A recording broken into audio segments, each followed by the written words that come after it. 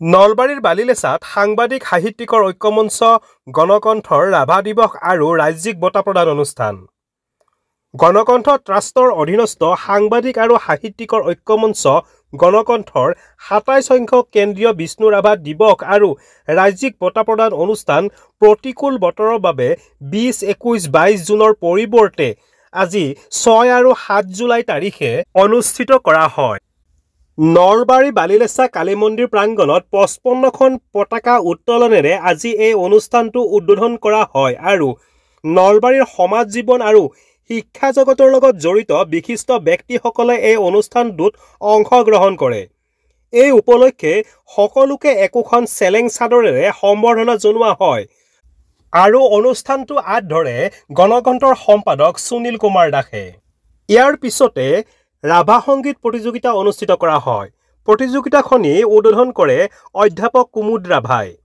সন্ধিয়া ৬ বজাৰ পৰা ৰাভা সংগীতৰ গীতৰ আধাৰত একক নৃত্য প্ৰতিযোগিতা অনুষ্ঠিত কৰা হয়। উদ্বোধন কৰে অধ্যাপক অনন্ত ৰাজবংশীয়ে। ৮ বজাত সাংস্কৃতিক সন্ধিয়া উদ্বোধন কৰে বিশিষ্ট কবি কন্দৰ্প দাসে। অহাকালি ৭ জুলাই তাৰিখে সন্ধিয়া ৰাজ্যিক বঁটা প্ৰদান আৰু সাংস্কৃতিক সন্ধিয়াৰ লগে লগে গণকণ্ঠৰ এই অনুষ্ঠান সমাপ্তি ঘটিব। আমাৰ মাজত এজন বৰখন পতাকা উত্তোলন কৰিবলৈ আমি বিচাৰিম। আমাৰ এইখিনি নাপায়, এইখিনি ক'ব যাৰ দুবেলা দুমিকে খাবলৈ ভাত নাই আৰু যাৰ বিশ্বাস কৰিব আপোনালোকে দুখ লাগে, মই সেইখিনি ভিডিঅ' দিম আপোনালোকক। এখেতে কেতিয়াবা ভাতৰ অভাৱত ৰেচন কাৰ্ডো নাই, তেখেতে কাৰণ তেখেতৰ যিহেতুকে মাটি নাই, নিজৰ নামত তেখেতৰ হেৰিও নাই। সাংবাদিক মানে জগাবাজৰ এটা অন্য নাম সাংবাদিক। এতিয়া 95% হ'লে মানুহৰ এনেকুৱা অৱস্থা হয়। এতিয়া আমি এফালৰ পৰা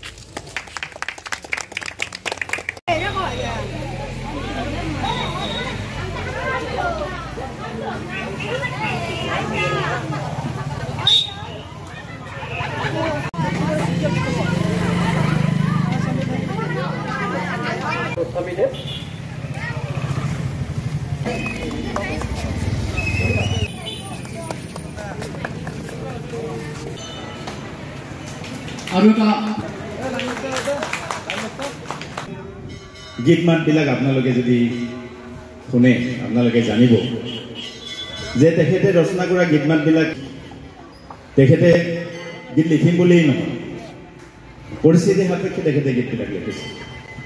তেনেকুৱা গীত অমৰ গীত চিৰসেউজী যোৰহাটৰ তেখেত সুগায়িকা আৰু বিষ্ণুপ্ৰসাদ ৰাভাদেৱ এজন গীতিকাৰ, সুৰকাৰ, চিত্ৰকাৰ, নাট্যকাৰ, অভিনেতা আপোনালোকে আটাই জানে। আৰু শেষত বিবাহ বান্ধোনেৰে বান্ধা, কিন্তু অতি পৰিতাপৰ বিষয় যে মাত্ৰ ২৭টা দিন প্ৰেমৰ গীত লিখিছে। লগন বুলি গ'ল তেওঁ যে নহ'ল কোৱা, ইমান সুন্দৰ আহি আহি আজি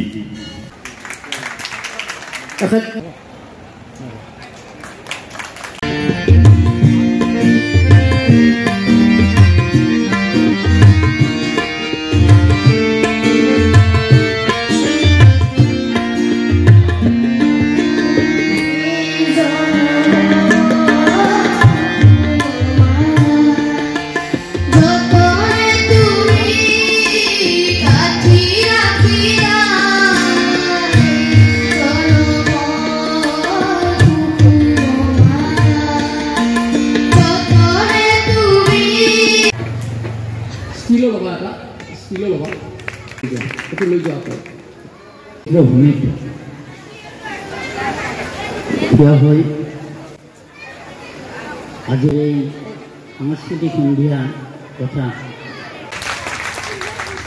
আৰু আমাৰ বাইদেউ কবিতা মহন্তই জনাব।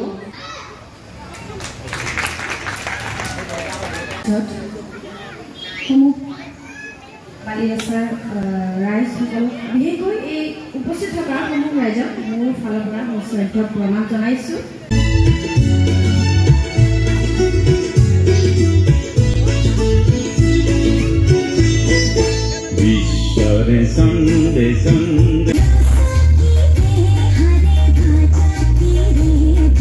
সাহিত্যিকৰ ঐক্যমঞ্চ গণকণ্ঠৰ ২৭ সংখ্যক কেন্দ্ৰীয় ৰাভা দিৱস বৰ্ষা বিঘ্নিত কাৰণত পিছুৱাই দিয়া হৈছিল, কিন্তু যিহেতুকে ৰাভা দিৱস পিছুৱাব নোৱাৰি আমি 20 জুনৰ তাৰিখে আনুষ্ঠানিকতা সম্পন্ন কৰি ৰাজ্যিক বঁটা বিতৰণ আৰু সাংস্কৃতিক কাৰ্যসূচীটো 6 আৰু 7 জুলাইলৈ আমি পিছুৱাই দিছিলোঁ। আজি 6 জুলাইত আমি 55খন পতাকা উত্তোলন কৰাৰ প্ৰয়াস কৰিলোঁ। প্ৰথম পৰ্যায়ৰ পতাকা উত্তোলনখিনি আমি সমাপ্ত কৰিলোঁ। নলবাৰীৰ সমাজ জীৱনৰ লগত সঁচা অৰ্থত সামাজিক ক্ষেত্ৰত সম্পৃক্ত হৈ থকা বিভিন্ন ব্যক্তিৰ দ্বাৰা এই পতাকা উত্তোলন কাৰ্যসূচী সমাপন কৰা হৈছে। অলপ পিছতে আমাৰ ৰাজ্যিক ভিত্তিত ৰাভা সংগীত প্ৰতিযোগিতা আৰম্ভ হ'ব আৰু সেইখিনি শেষ হোৱাৰ লগে লগে ৰাভা গীতৰ আধাৰত একক নৃত্য প্ৰতিযোগিতা আৰম্ভ হ'ব। সন্ধিয়াৰ ভাগত সাংস্কৃতিক অনুষ্ঠান আছে আৰু অহা কাইলৈ ৰাজ্যিক বঁটা প্ৰদান অনুষ্ঠান হ'ব সন্ধিয়া 6:30 বজাত। তাৰপিছতে আমি সাংস্কৃতিক অনুষ্ঠান আমি আৰম্ভ কৰিম। সাংস্কৃতিক অনুষ্ঠানত বিভিন্ন ব্যক্তিৰ লগতে আমাৰ যিখিনি বঁটা প্ৰাপক যেনে ৰাজ্যিক শিল্পীৰ বঁটা পাইছে কৃষ্ণমণি চুতীয়া আৰু নিৰ্মালী দাসে, আৰু উদীয়মান ৰাজ্যিক শিল্পীৰ বঁটা পাইছে পাৰ্থপ্ৰতিম বৈশ্যই, তাৰপিছত গণশিল্পীৰ বঁটা পাইছে অবীন্দ্ৰনাথ দাসদেৱে। এখেতসকলে আটাই সংগীত পৰিৱেশন কৰিব আৰু বঁটাখিনি আমি দিম। আৰু আমাৰ নিৰ্ভীক সাংবাদিকতাৰ বঁটা পাইছে প্ৰতিবিম্ব লাইভে, সংবাদ গোষ্ঠী প্ৰতিবিম্ব লাইভে। আমি 2জন বৰ্ষীয়ান সাংবাদিকক বঁটা দিছোঁ, নিষ্ঠাৱান সাংবাদিকৰ বঁটা দিছোঁ। এজন হৈছে বজৰংগ খেমকা, আনজন হৈছে ৱাহিদুজ্জামান, যিয়ে নলবাৰীৰ সাংবাদিকতাক এটা গতি দিছিল। আমি জিলা সাংবাদিকৰ বঁটা আগবঢ়াইছোঁ কিশোৰ কুমাৰ কলিতাদেৱলৈ, তেখেত অগ্ৰভাগতৰ সাংবাদিক।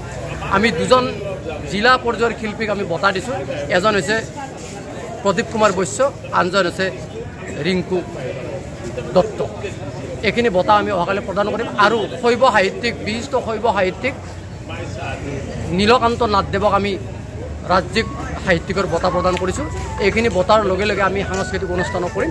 এইখিনি আমাৰ গণকণ্ঠৰ এই অনুষ্ঠানৰ কাৰ্যসূচী। নিউজ ডেস্ক ৰিপোৰ্ট ইত্যাদি A to Z।